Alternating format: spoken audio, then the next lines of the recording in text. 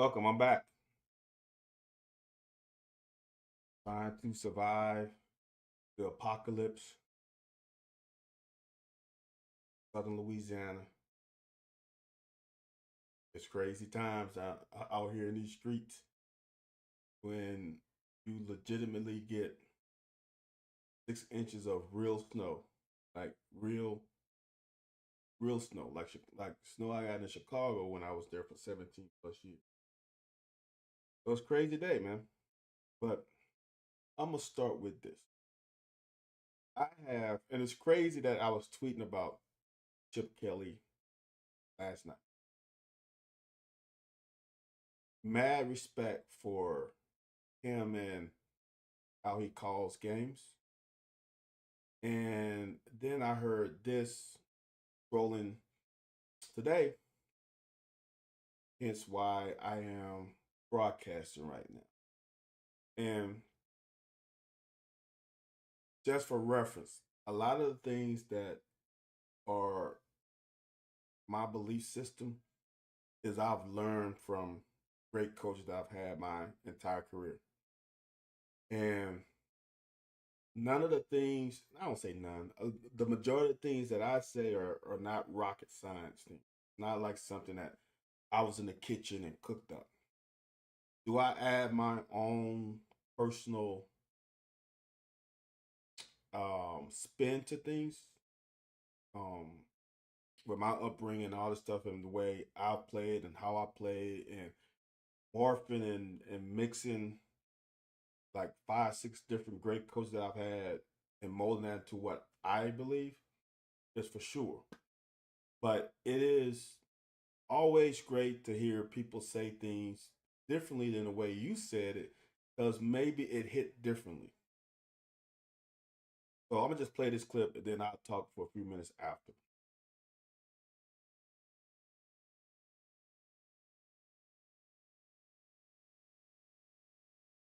All right, y'all. For some reason, I'm not getting the playback on on this thing, so I gotta figure that out. And hopefully, I can get it because I'm not expert on this. Let me go back to me. Let me see. Ooh, but I can't fix it if I'm not on the video. So, um, give me a second. But basically, it's Chip Kelly verbalizing how it's not about you and what you know as a coach. It's about what the players can digest. And I've said this many, many, many times because it's no doubt a factor. And for some reason, people want to, I don't know if it's an ego thing. I don't know what is the issue with people thinking that as the coach that just because you know things that it immediately correlates to the players and it doesn't. A lot of times, and I say this um, a lot about sometimes you have to call schemes, call plays to what your players can handle, not you. Because what you can handle is totally different from what the players can handle. And even though you might be the smartest guy in the room, it means nothing if they can't digest it. So unfortunately, I'm having problems um trying to fix this. But I'm gonna try one more thing. Let's see.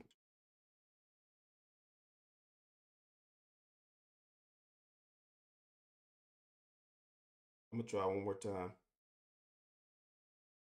and see if it works.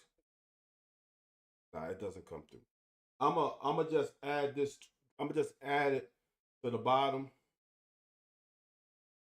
and we'll go about it that way. I'll just add this, add the tweet, subtweeted to this, but I really want people to grasp that concept.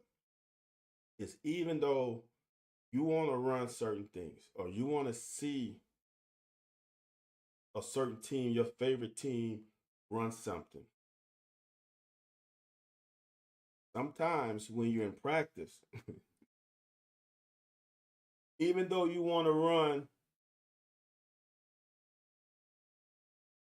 GT counter to your right, but if your left guard and tackle can't pull or your right guard and tackle can't block that, like there are things that you can't do. Like if you want to run hot reads, but your wide receiver and or quarterback has don't have the capacity to be on the same page, sometimes you can't run it.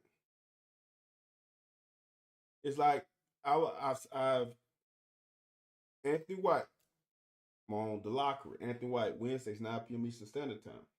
When Anthony played for us with Hal Mummy, they came up with the great decision of why waste Anthony White on blocking a linebacker all the time. He is the best pass catcher running back in Kentucky history. Why not put him out in the route? Now, it forces the defense to either continue to bring that linebacker, and if Tim Couch is reads the defense to blitz quick enough, he can dump it out to Anthony White, uncovered, in or you put a linebacker in a compromised position on one of the best route running backs in the conference. Well, the best running back in the conference. Now you're in a bind.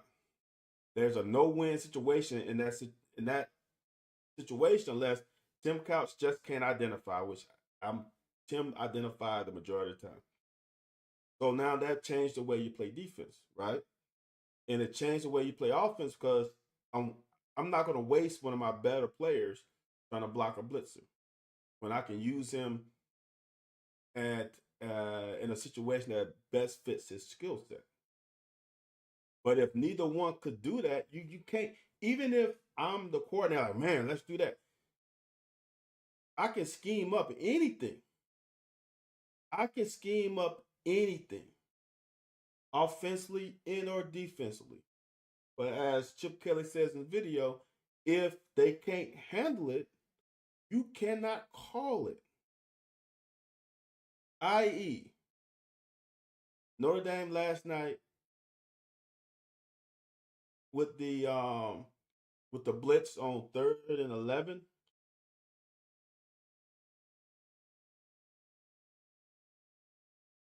If your corner plays its alignment better, understand the situation, understand the time of the game, you might have a better chance. But also, Ohio State probably knows who's your weakest corner is, and they might attack them. There's a whole bunch of things that go into that. Ohio State executed that play better than Notre Dame did. Many people want a defensive blitz, put pressure on the quarterback, get the ball out of his hand. Now you put your DBs in one-on-one. And in all honesty, it kind of had two guys open. Now, it was fortunate that I think it was Ryan Clarkson was playing Robert because the DB on the tight end slipped, and he would have been wide open. When you put your corners on islands, it can lead to situations like that. Unless you know you have a true lockdown corner. A true lockdown corner who can take away the best receiver on anyone's team. If you have a question mark with that, I will pause on blitzing. I also pause on playing as much man to man. You got to have 3 dogs to play man to man in today's offensive scheme because a lot of teams go 3 wide. And a lot of in the NFL, the tight ends are more receivers. But even in college, there are some tight ends that are closer to wide receivers than they are blockers. So you need three. And if you don't have three, you could put yourself in a compromising position.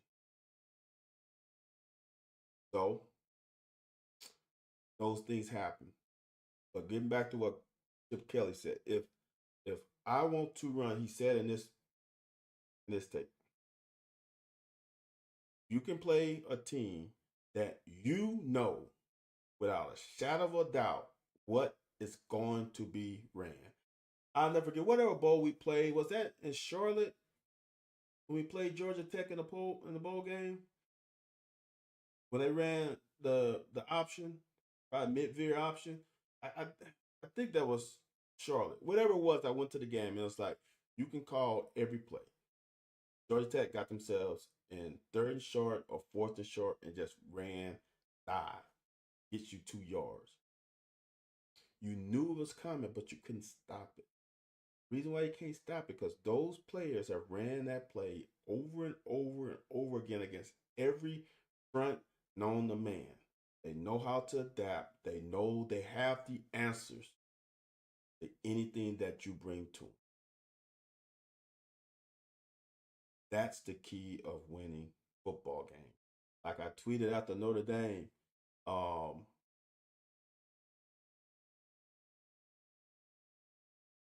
oh, I'm no, I'm reading the chat. Nobody, I'm not sure.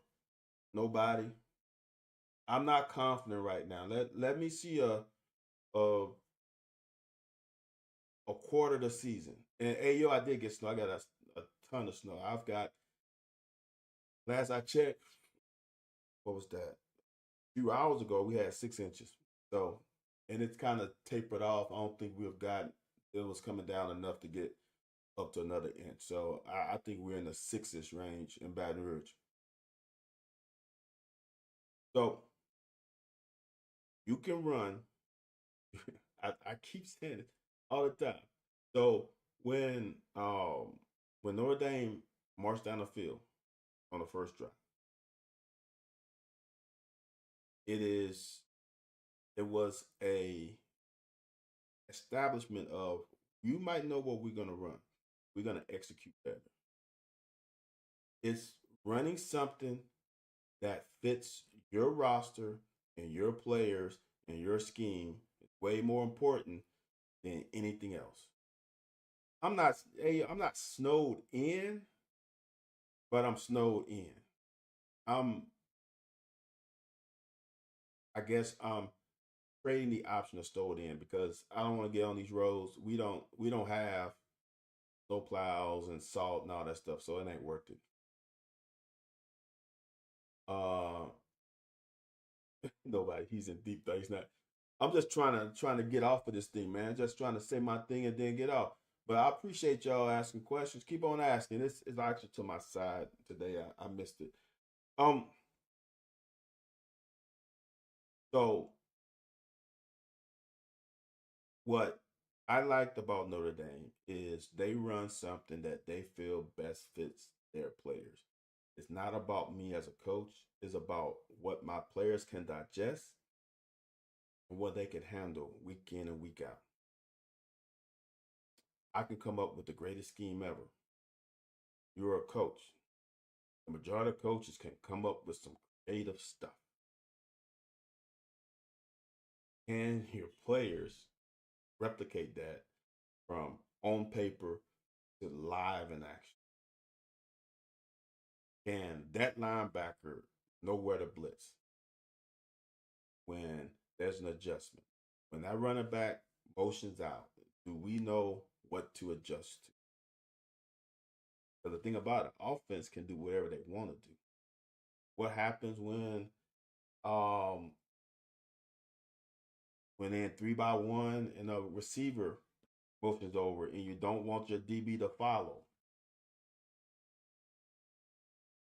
What happens when they come out of the huddle and they go backside two tight ends? Like there are things that your players got to adjust on the fly, and if you just throw some at them, they probably not gonna be able to adjust. I am number 17, Ayo.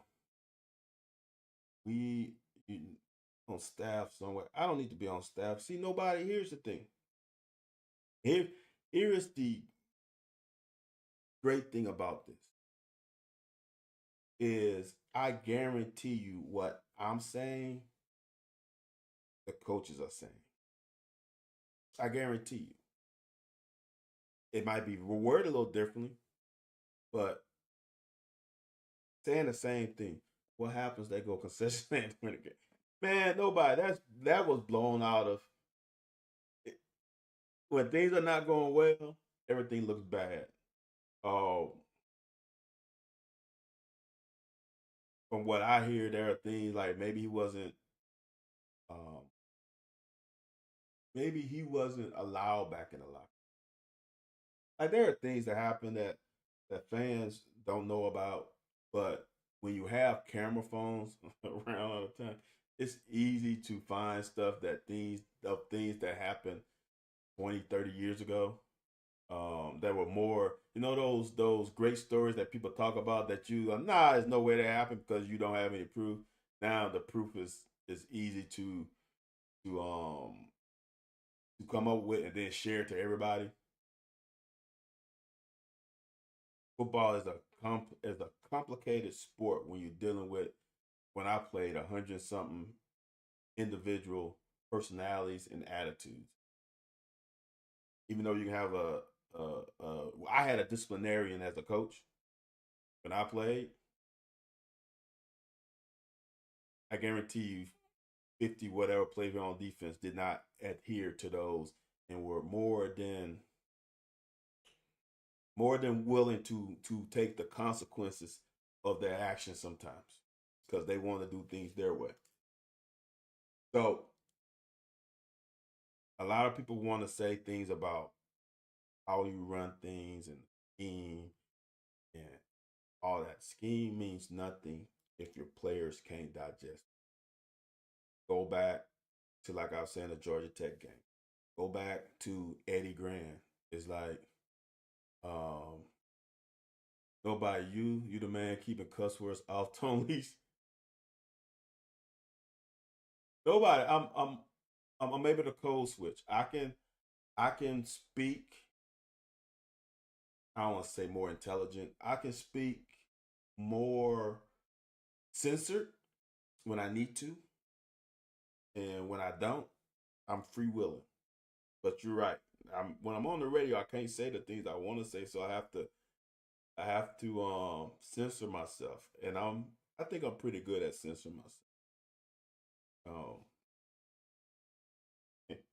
that's funny though. So what I was getting at so like I never forget, and I keep bringing this up.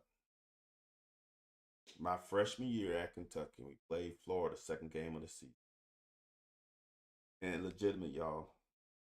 Coach Archer playbook was deep,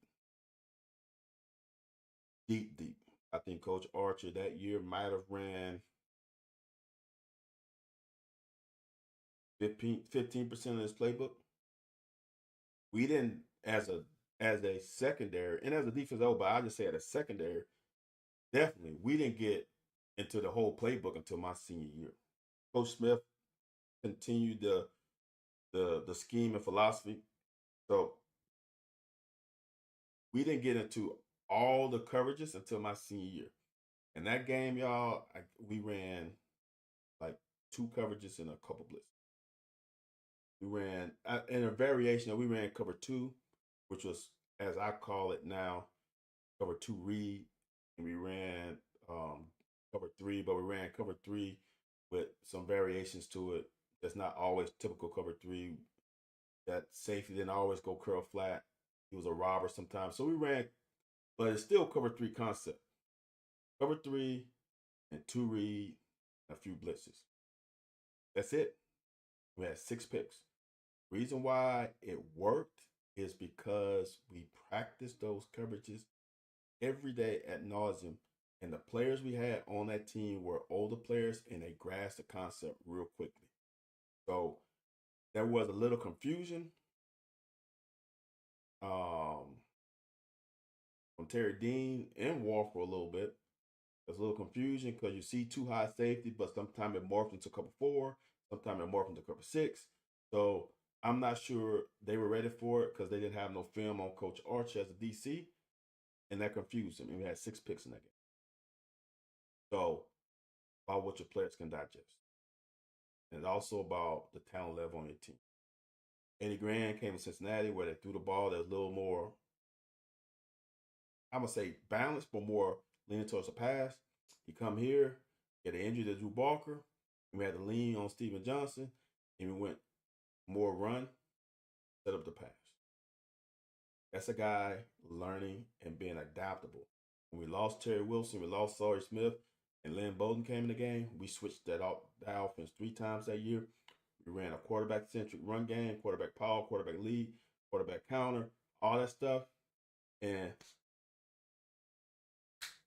that quickly, players were able to digest it each week. Eddie Gran gave them a bigger plate. They were able to digest it. They kept digesting. We kept progressing. We kept adding sides to the plate until they couldn't digest it. That team, that scheme showed you how a coach schemes to the guys on this team. That's a problem nowadays. The only way you get older players in portal, and yeah, well, that's true. And the portal can be an advantage. I'm interested to see this year because on paper, I like the portal addition.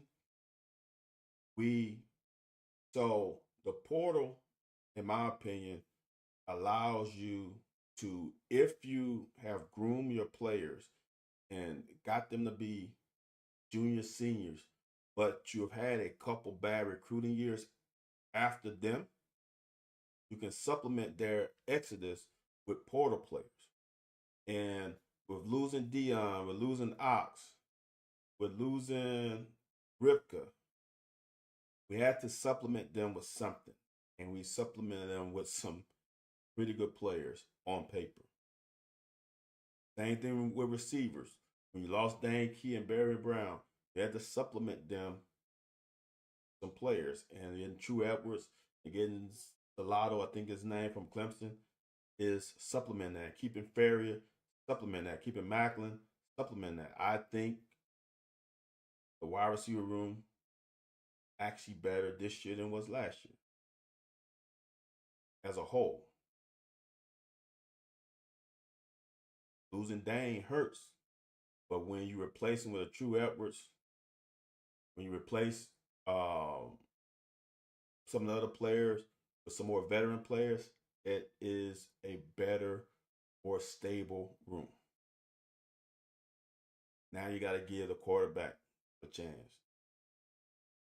And I will say this: there's a lot of things. Now I'm just talking now. Outside of what I came on here to talk about is, what I call not about you. It's not about the coach, it's about the players. And I'm gonna add this. So this is, I think Stoops gets us right and make a New Year's Bowl or a playoff, then take off. He do us right. But nobody. That's a bold statement. You are more optimistic than I. We shall see. We shall see. I like that Pete is coming in now. We can possibly gel with those other four offensive linemen, which we actually have 6 offensive linemen. And if you count Burton, you have 7. If you count Malachi Woods, you got 8. You have 8 guys on this O line that has playing experience. Kind of liking it. I really am. The failure in our last year's team was O line, quarterback 1, O line 2. And here's the deal: the last 2 portal quarterbacks we had, Will Levis, Devin Leary. Will Levis, we had no idea. Devin Leary, we kind of had an idea. Brock, we had no idea because there was no college film. Devin Leary wasn't as bad as people think he was. And Will was good, but not great. If Zach can get us to good but not great, I think this team can possibly go to a bowl game. Not sure of New Year's Day bowl, nobody, but I would say they can potentially win 6 games. Because I think if you looked at the Vandy team this year, Vandy team had an edge to them, a annoying edge. I watched a lot of their games, and their players were chippy. I think we're going to get some more effort chippiness out of this group of players that we're bringing in. Going to be interesting. My only concern is because I am one of these. It's a secondary, and the inside linebacker. Giving Rayner back helps, but who's going to be the one opposite? Nobody. You said nobody said I'm not saying next year. I'm saying before he takes out. Nobody. He might not get that time. He better get us to 6 or 7 wins next year, or somebody with some money might pay off. I don't know whom in BBN has that kind of cash. So I don't know. But if he comes with another 4-8 season, I don't think he comes back. I don't think he is welcome back. The comeback part is I don't think he would be welcome back. Come back with another 4-8 season? I just can't see him living to see another day. So we shall see. I am not as openly optimistic as I've been in the past, but as I said on the last one of these last broadcasts or whenever recently, is that I like what we have done. I like the changes we have made. Had to overhaul this roster because there have been too much carryover from the poor locker room we had last year. So you have to get rid of some. You have to get rid of some things, some apples, some bad apples, which might hurt you athletic wise. Athleticism might be hurt, but team play, team camaraderie, doing things the right way, being accountable by your peers can be an advantage that can overcome some of these athleticism issues. So I thought that, but when Big Dog turned down Belichick, made me think he's in for a long haul. He's Stoops' man, so it makes me think Stoops won't. Yeah, we shall see. Nobody, we shall see. So I'm gonna end it with this: when you're watching the game and you're wondering why certain schemes, certain plays, certain um, calls are not made, not because the coach doesn't have that in his toolbox. It's the players are not able to use that tool properly for him to be able to be comfortably able to make that call in that situation again. That simple. All right, y'all. Appreciate nobody and Ayo chiming in. All I got for the day right now. I see you, nobody. Nobody, you have to change your name, nobody. You can't be nobody. I like the hope I ain't the blues, that's pretty good. I like that. Um I'll see y'all next time. When I see something that's worth